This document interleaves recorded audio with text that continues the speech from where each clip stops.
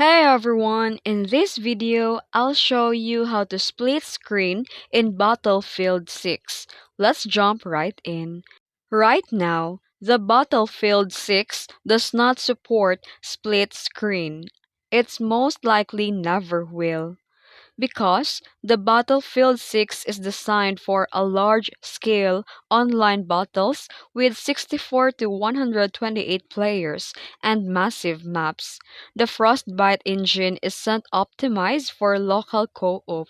And also, the previous Battlefield games have also never included the split screen. Running two separate player views on one device would cause performance problems and UI issues, which is why it's not available.